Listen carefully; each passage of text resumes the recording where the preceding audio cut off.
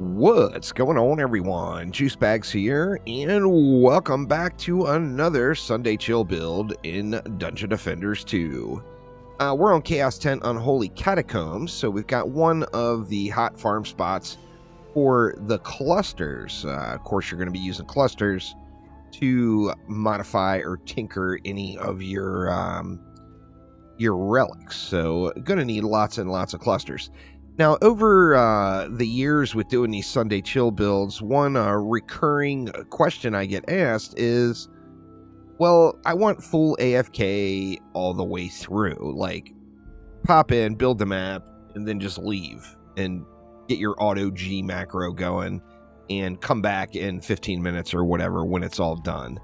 I haven't done any of those that I think yet, and an auto G macro, of course, is one of the few bits of automation that is allowed by the developers. Of course, you can't go automating the full build to like chain maps or whatever.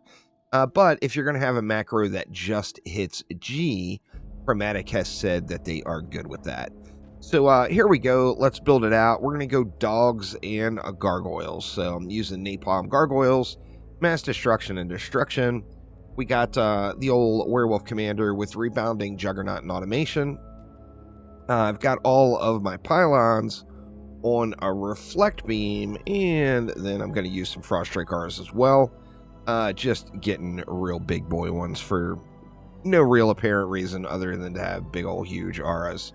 So let's get it going here and see what we can do. So we're going to start off on the like right in between the second and third stair. We're going to go 2 werewolf commanders here, and we're going to get them protected with our reflect beam. Now, we are going to use a boost aura as well, and I'm using an ungilded boosted blockade on that. So we do have our boost aura action, and we want to get that down as far forward as we can where we're still covering the doggos. Of course, after the range pylon kicks in, it will be more in range inside of those doggos, no problem. And then we're going to add in a gargoyle, just one lonely gargoyle right in the back. Now, depending on your positioning, you can sometimes get your destructive pylon off of your main reflex here. However, I'm just going to go ahead and give it its own. So, destructive pylon on the gargoyle as well, and we're going to go 1 upgrade on each of the dogs. Going to do that same thing on every lane here. So in between second and third step, we'll get our beam down on the step below it.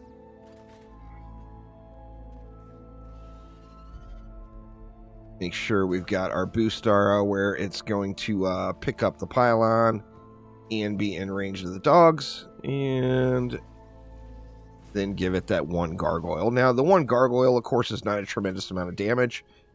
It's getting a little boost from the boost aura, and then the destructive pylons are doing the real heavy lifting there. The majority of the boosting is from the pylon, not from the boost aura itself. And then 1 last lane. Now, we're going to have a lot of DU left over. That is going to free up room for a bunch of frost strike auras. Now, the frost strike auras are mainly in there to help automate the flyers. However, they, they still do contribute to the lane, no doubt about it. See what we go out to, and we'll get our gargoyle down right at the edge of the boost with its reflect beam. Now, we do want to put 1 upgrade on each of these gargoyles. I think I may have missed... did I miss a lane over here? I got those upgraded. And we'll go 1 upgrade there. You see we got 80 DU left. So, since the frost strike auras are so big, I usually put them way back here, so I don't have to worry about any of the frost orcs slowing them up. And that's going to give me a little bit of crowd control in the lane, but more importantly, it's going to give me some flyer control. And then I'm going to put the last one right here as last resort for the flyers. I do want to throw an upgrade on that one as well, and then you can upgrade whatever, any other single thing that you want. It doesn't really matter what you want. And then the whole point of this one is to be able to go away and go make a sandwich without doing any upgrades, and being able to make it through the rest of the run. So obviously full AFK. This will not be speed running anything. The map is not going to be going crazy fast. However, you don't have to do anything, you know, full on AFK, and this allows you to chill. Don't even have to be in the same room if you have that auto G macro. As you see, the flyers do push in, but they're usually one, sometimes two at a time, and the Frost Strike Aura just ends up handling them, so no issues there. Additionally, depending on what bosses you get, sometimes the werewolves will take some damage. However, when the very next wave starts, and they've got a ton of melee, you know, enemies all up in their face, they're going to be able to heal that right back through the automation shard. So you don't really have to worry about doing anything else. Now, if you're only semi-AFK and you are coming around, then of course you're going to want to go slap upgrades on all your gargoyles with the mana. But for this video, we are simulating the full AFK experience, where we are in the other room doing a little sandwich making. So no upgrades, no contributions, just hitting G. Now, additionally, remember, like AFKing right here is a great spot, because of the only thing that could possibly cause a risk at all is if a flyer pushes in. Of course, the flyers are going to be getting frozen, and that's going to slow them way down. Additionally, if you position yourself right here, if a flyer does come in and gets into range, then your pet's going to take some pot shots at it, and that's not going to require you to, you know, to be around for that experience. Additionally, depending on who you like to play, you know, if you're only semi-AFKing, or if you're watching a movie or something like that, and you don't mind like just sitting here holding right click, you could always do like an AFK Mystic build, where you're just kind of spraying damage around the map. And although those are not big damaging heroes, they're quite effective in an AFK environment or an AFK situation. So we see in that center lane, one at the top, one of the walls went yellow, but then turned back to green. You also see we got a Stone Wolf. Now, the gargoyles unupgraded are not doing massive damage, but they're doing a lot more damage than what the werewolf is doing. So we also have a position for siege rollers. So just the werewolves alone would eventually get through siege rollers.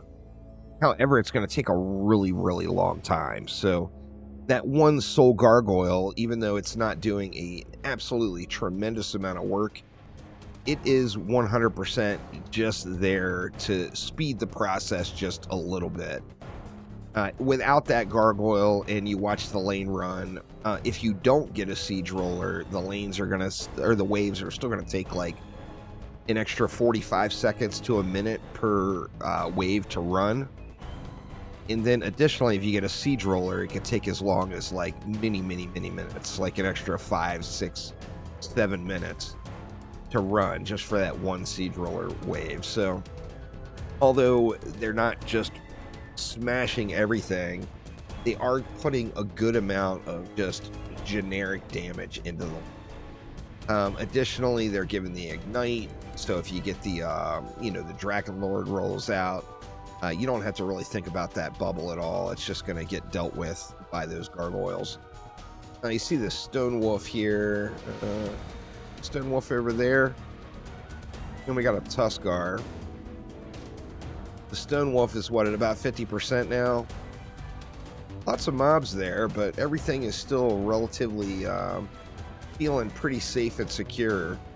And like I said, even though the gargoyles are not doing tremendous amounts of damage, they are doing damage. See, Tuskar was a non-issue. And we're able to just sit here and G it up. Now, although this is a great position for, you know, chilling, for your flyers, getting that pet damage in there, the flyers, no flyers have pushed in close enough yet for it to become an issue. So I wouldn't be surprised if one does before we get to the end of wave 5. However, for the most part, you got a full-on AFK experience. Doesn't require you being here. Obviously, it requires a little bit of gear, but, you know, that is really when the grind begins. As soon as you get a few things dialed in, you're going to want a whole lot more things dialed in and realize how much of an enormous amount of crafting material grind that is going to give you. So this allows you to grind it out, you know, no auto building. Obviously, Chromatic is not going to allow that. The Cyclone Shaper should probably do a little bit of damage to that werewolf. We'll have to see how that one goes. But you can't fully automate, as you would be breaking Chromatic's rules and could risk a ban there. But you can auto G and just do one map at a time. This, of course, works out perfectly if you got a strong survival build. You can get a survival run started and get all of your defenses upgraded, and then set up your auto G macro and just let it fly. You know, usually there's a few good locations for that. Gates of Dragonfall, the Coral Reef Town, Siphon Site D. You know, lots of good choices. A lot of people like to do the Bazaar, I believe. Lots of good choices for full AFK chilling, but no upgrades, and we're still getting it done. As I mentioned, if you're only semi-AFK and you don't mind popping back every once in a while, you're going to find that the entire thing just runs way, way quicker. Now, we're already wave 5, and we're only, what, 11, almost 12 minutes into this video. So, I mean, it's not fast, but it's not like creeping slow. You know, a lot of maps to full AFK will be a 20 or 30 minute experience. You're not going to get that on this map, that's for sure. The mobs are going to burn. You know, we're spawn camping. Even though we're not just blazing them super fast at the spawn, we are still spawn camping. So, you know, the enemies don't have to run their loop. They're gonna get wrecked right there, right up front. What do we got? Another Cyclone Shaper. Looks like we got a Cannon Ogre. The Cannon Ogre could cause problems too if they walked in front of your reflect beams, but ideally your reflect beam is providing some good coverage there and will make it so you don't really have to deal with it. You can see when, like, the ogre gets hit by a dog or when it gets hit by a gargoyle. The gargoyles will slap. Even with no upgrades, they will still slap. There's no doubt about it. And then the flyers just don't make it through that Frost Aura Gauntlet. So there's lots of, you know, every few runs I probably have one leak. I've probably done this map in this fashion, I don't know, probably 100 times, maybe more. I'm not sure. Of course, I haven't tracked them. But there we go. 100% full AFK on Chaos 10 Unholy Catacombs for this Sunday chill build. But that will do it for now. Thanks an absolute ton for watching. Have a wonderful rest of your weekend, and I will see you soon. Take it easy.